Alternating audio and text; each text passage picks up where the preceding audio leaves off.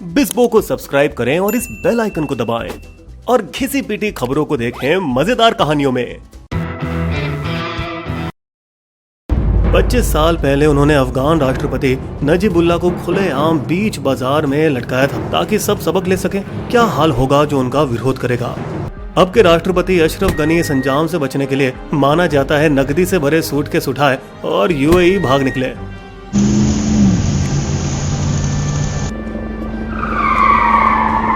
लोगों की माने तो उन्होंने 169 मिलियन डॉलर के नोटों के साथ महल छोड़ा। इतना पैसा जिसके लिए उनका हेलीकॉप्टर भी छोटा पड़ गया और जिसे मजबूरन रनवे पर बिखरी हुई दिशा में छोड़ना पड़ा। भागने की जल्दी में उन्होंने राष्ट्रपति भवन के दरवाजे बंद करने की भी जहमत नहीं उठाई, खुला छोड़कर चले गए, समझो जैसे तालिबान को निमंत्रण दे चुके हों, जिन्होंने बकायदा आकर उस पर कब्जा किया और बिना वक्त गवाए इस्लामी अमीरात की स्थापना की घोषणा की। सभी को माफी दी जाती है, हम एक समावेशी सरकार चाहते हैं। इस बार तालिबान वर्जन 2 खुद को ज्यादा आधुनिक और उदारवादी होने का दिखावा कर रहा है। औरतों को ऑफिसों में काम करने की अनुमति दी है, लड़कियां स्कूल और कॉलेज जा सकती हैं, लेकिन हिजाब में और पुरुषों से अलग। यहाँ तक कि T20 क्रिकेट मैच खेलने की भी अनुमति दी, जो लगभग 4000 पुरुष दर्शक ने बड़े चाव से देखा। एक खेल जो तालिबान 1 में तो मुमकिन ही नहीं था। हालांकि क्या अंदर से वो आज भी पहले जैसे कठोर है? क्योंकि सरकार में बैठे लगभग हर एक तालिबानी का वर्जन 1 के संस्थापक मुल्ला उमर से सीधे संबंध है। अखुंदजादा मुल्ला उमर के शासनकाल में शरिया अदालतों के मुख्य न्यायाधीश थे। प्रधानमंत्री अखुंद ने बमियान बुद्धों का विनाश किया था। गृह मंत्री हक्कानी पाकिस्तान समर्थक है और भारत विरोधी हक्कानी नेटवर्क के संस्थापक। रक्षा मंत्री मौलवी याकूब मुल्ला उमर के 30 साल के बेटे हैं, लेकिन उन्हें उदारवादी माना जाता है। अब्दुल गनी ब्रादर तालिबान के सह संस्थापक है और दोहा में तालिबान का अंतर्राष्ट्रीय चेहरा, लेकिन वो पाकिस्तान के खिलाफ है क्योंकि उसने उसे 8 साल तक जेल में रखा था। उनके 33 मंत्रियों में से 14 यूनाइटेड नेशंस के आतंकवादी ब्लैक लिस्ट पर हैं, प्रधानमंत्री और उनके दोनों डिप्यूटी भी। और तो और हक्कानी के सिर पर अमेरिकियों ने $10 मिलियन 75 करोड़ तक का इनाम लगाया है। भारत में भी वो बदनाम है क्योंकि काबुल ने अपने दूतावास पर हुए 2008 के हमले का उसको जिम्मेदार ठहराया है, जहां 58 लोगों की मौत हुई। तालिबान 5 के 4 टेररिस्ट जो अब मंत्री पदों पर हैं, 9/11 के अपराधों के लिए अमेरिका की ग्वांतानामो बे जेल में बंद थे। लेकिन तालिबान 2 निश्चित रूप से ज्यादा चालाक और शातिर लगते हैं। उन्होंने इंस्टाग्राम पोस्ट में $85 बिलियन के कुछ सैन्य उपकरण दिखाए जो उन्होंने अमेरिकी सेना से हथियाए थे। इतने स्मार्ट हो गए हैं कि अब वे ट्विटर के माध्यम से अपनी सभी आधिकारिक घोषणाएं करने लगे हैं, उस एकमात्र सोशल मीडिया प्लेटफॉर्म पर जिसने उन पर प्रतिबंध नहीं लगाया। मुख्य प्रवक्ता जाहिबुल्लाह मुजाहिद पश्तो में ट्वीट करते हैं, जबकि अन्य प्रवक्ता सुहेल शाहीन अंग्रेजी में। पिछली बार काबुल पर कब्जा करने में उन्हें 5 साल लगे थे, मगर इस बार ये करामात उन्होंने 10 दिन में ही कर दी। फिर 20 दिन बाद पंजशीर के शेर अहमद शाह मसूद के एक समय के गढ़ अदम्य पंजशीर घाटी पर भी उन्होंने कब्जा कर लिया, जिसे तालिबान एक अपने 5 सालों में नहीं कर पाए और न ही रूस अपने 10 सालों के अफगानिस्तानी कब्जे में। एक और अजीब इत्तेफाक माना जा सकता है कि तालिबान अपने नए आजादी दिवस को भारत के आजादी के दिन के साथ साझा करेगा, लेकिन कई अफगानियों के लिए यह आजादी मौत से भी बदतर दिखी, जिस वजह से वो वतन छोड़ने के लिए बेताब हो गए और काबुल हवाई अड्डे पर भीड़ लगाई। भारत ने भी कंधार के कौंसुल जनरल नरेश कुमार सहित अपने 50 राजनयिकों को रातों रात अफगानिस्तान से निकाला, क्योंकि उन्हें डर था कि कहीं दिसंबर 1999 में हुए हरकत उल मुजाहिदीन द्वारा इंडियन एयरलाइंस के विमान IC 814 जैसा कोई हॉस्टेज मौका न मिले। जब 183 भारतीयों से भरी काठमांडू दिल्ली उड़ान को कई जगह रोकने के बाद जबरन कंधार में उतारा गया, जहां तालिबान 1 का राज था, जिन्होंने चालाकी से हाईजैकरों को शरण देते हुए भारत को अपनी जेलों में बंद 3 पाकिस्तानी आतंकवादियों को छुड़ाने पर मजबूर किया, जिसमें जैश-ए-मोहम्मद JM का मसूद अजहर भी एक था, जिसके संगठन और परिवार ने 2019 के पुलवामा हमले, 2008 के मुंबई हमले और 2001 के संसद हमले की योजना बनाई और उसे अंजाम दिया। इस बार भारतीयों को फुसलाने के लिए तालिबान 2 ने बड़ी चतुराई से शेर मोहम्मद अब्बास स्टेन कजई उर्फ शेरू को चुना, जो विदेश मंत्री की दौड़ में भी थे मगर कुर्सी जीत न पाए। फिर बड़ी ही चालाकी से ट्विटर द्वारा परेशान भारतीयों को याद दिलाया गया कि Sheru Indian military academy Dehradun के छात्र रहे थे। यहाँ तक कि शेरू ने अनुरोध करके दोहा कतर के भारतीय दूतावास में जाकर वहाँ के राजदूत दीपक मित्तल से जा मिले। हम भारत के साथ अपने राजनीतिक, आर्थिक और व्यापारिक संबंधों को उचित महत्व देते हैं और चाहते हैं कि ये संबंध जारी रहे। जाहिर था कि तालिबान को देश चलाने में साथियों की जरूरत थी, खास करके जब अमेरिकियों ने अफगानिस्तान के विदेशी बैंकों में पड़े $9.5 बिलियन को अटका रखा था। भारत अफगानिस्तान का दूसरा सबसे बड़ा एड डोनर है अमेरिका के बाद। भारत चिंतित है अपने 3 अरब डॉलर से अधिक के निवेश के लिए जो उन्होंने 400 परियोजनाओं में किए हैं अफगानिस्तान के सभी 34 प्रांतों में, जिसमें से सबसे शानदार है काबुल की अफगान संसद, जिस पर 2015 में 700 करोड़ रुपए खर्च किए गए उसके बमबारी में ढह गए खंडरों को वापस बनाने में।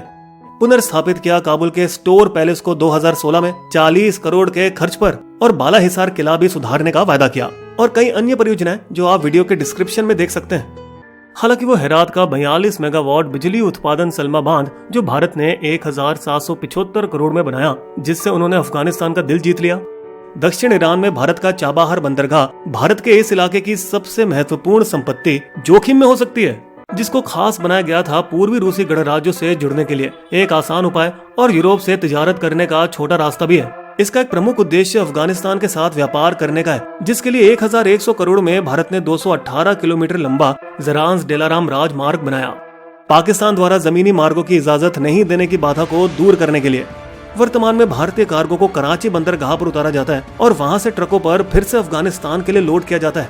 जहां मुंद्रा बंदरगाह से समुद्र के रास्ते कराची तक की यात्रा में सिर्फ 10 घंटे लगते हैं, वहीं उस कार्गो को पश्चिम या उत्तरी अफगानिस्तान पहुंचने में 12 से 15 दिन लग जाते हैं। हमारे अभिनंदन की घटना के बाद पाकिस्तान ने अपने हवाई गलियारों को भारत के लिए बंद कर दिया। अब तालिबानी कब्जे के बाद काबुल दिल्ली और हेरात दिल्ली हवाई गलियारे भी खतरे में हैं। पर अगर अब वो सचमुच समझदार हो चुके हैं तो तालिबान 2 भारत की बनाई हुई इमारतों को बर्बाद नहीं करेगा। हमें उन्हें बता देना चाहिए कि अगर वे हमसे समर्थन चाहते हैं तो ये एक लक्ष्मण रेखा है और फिर अपनी शर्तें उनके सामने रखें। जबकि व्यापार महत्वपूर्ण जरूर है, मगर भारत की तत्कालिक प्राथमिकताएं ये 3 लक्ष्मण रेखाएं: भारतीय नागरिकों का सुरक्षित आगमन, अफगान हिंदुओं और सिखों जो भारत आना चाहते हैं उनका भी सुरक्षित आगमन, और भारत के खिलाफ आतंकी गतिविधियों को अफगानिस्तान की धरती का इस्तेमाल नहीं करने का वायदा। और ये किसको नहीं पता कि इस पूरी कहानी के निर्माता निर्देशक पाकिस्तान के सिवाय और कोई नहीं है, जो पिछले कुछ सालों से शांत है FATF के दबाव के कारण, जिसने उसके अंतर्राष्ट्रीय वित्त स्रोतों पर रोक लगा रखी है और जिसके चलते उसे लश्कर-ए-तौयबा के ज़की उर रहमान लखवी जैसे आतंकवादियों को मजबूरन गिरफ्तार करना पड़ा और कुछ अन्य कड़ी शर्तों पर भी सहमत होना पड़ा। इसलिए फरवरी 2021 में भारत पाकिस्तान युद्ध विराम समझौते के बाद साल के शुरुआती महीनों में लगभग 0 घुसपैठ से बढ़कर जैसे जैसे अमेरिका की वापसी करीब आती गई, घुसपैठ की गिनती बढ़ने लगी। इन आतंकवादी ठिकानों को अब आसानी से अफगानी इलाकों में ले जाया जा सकता है, जिससे पाकिस्तान FATF प्रतिबंधों से मुक्त हो जाएगा। वैसे चीन भी इस आतंकवाद निर्यात से कुछ कम डरावा नहीं है। हमें उम्मीद है कि तालिबान ETIM से संबंध तोड़ देगा। ईस्ट तुर्किस्तान इस्लामिक मूवमेंट एक उइगर इस्लामिक कट्टरपंथी संगठन है जो चीन के शिनजियांग प्रांत को आजाद इस्लामिक राज्य में बदलना चाहता है, जिसे रोकने के लिए चीन ने वहां के नागरिकों को डिटेंशन सेंटर में बंद करके रखा है और जहां उनके मन में कम्युनिस्ट विचारधारा को ठूसा जा रहा है। A for anti-America, B for ByteDance, C for Communist Party। तो तालिबान को खुश करने के लिए चीन ने बाकी सभी देशों से पहले उनको मान्यता दी, संयुक्त राष्ट्र में उनका समर्थन किया और $31 मिलियन की सहायता पैकेज की भी घोषणा की। चीन की नजर सिर्फ स्थिरता पर नहीं बल्कि 1 से 3 ट्रिलियन डॉलर मूल्य की REE रेयर अर्थ एलिमेंट्स धातुओं पर भी है, जो इस युद्धग्रस्त भूमि में दबी छिपी है। 60 मिलियन मेट्रिक टन तांबा, क्रोमाइट, लिथियम, 2.2 बिलियन टन लोहा अयस्क और कच्चे तेल का भारी भंडार 1400 क्षेत्र में फैला हुआ।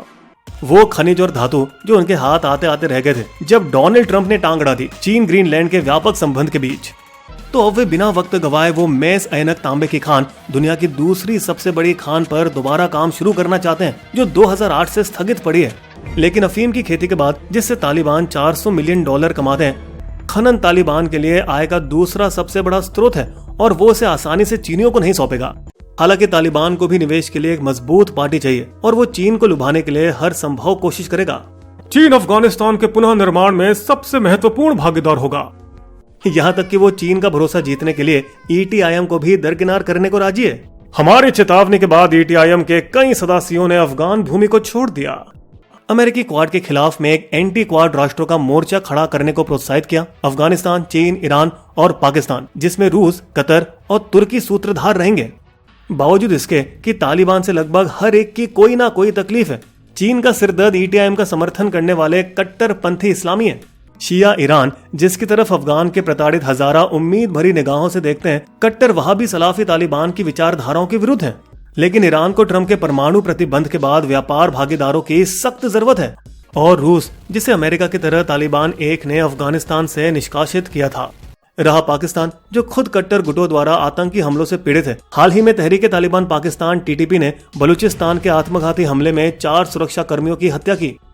क्वेटा और ग्वादर के दोनों विस्फोटों में शामिल आतंकवादी अफगानिस्तान से आए थे।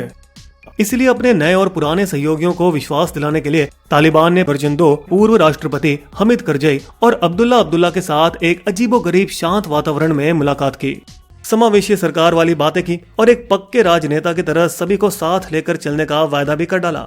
स्थिरता के इस दिखावे में अपने विदेशी राजनयिकों को अपने स्टेशनों पर बने रहने के लिए कहा, भले ही उन्हें अंततः बदल दिया जाएगा। लेकिन ये मुखौटा ज्यादा दिनों तक टिक नहीं सका। यहाँ तक कि माना जाता है कि बरादर और सिराजुद्दीन हक्कानी के बीच हाथापाई भी हुई, जिसमें बरादर कथित तौर पर घायल हुए थे।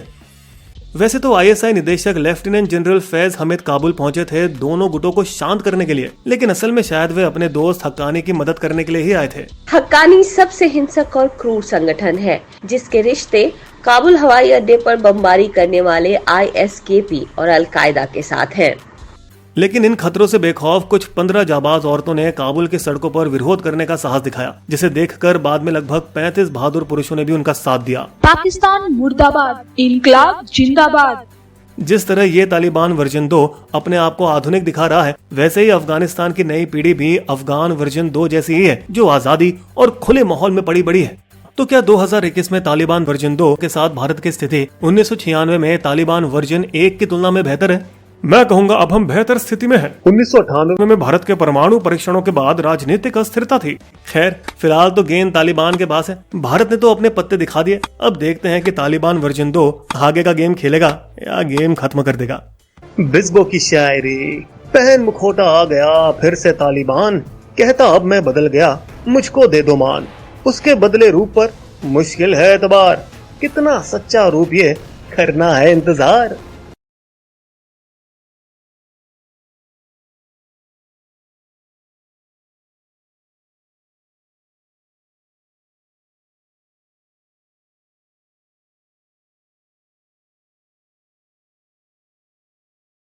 अगर आपको हमारी वीडियो पसंद आई तो सब्सक्राइब करें हमारे YouTube चैनल को और पेज पर बने बेल आइकन को क्लिक जरूर कीजिएगा, ताकि आपको हमारे लेटेस्ट वीडियो की जानकारी आसानी से मिल सके।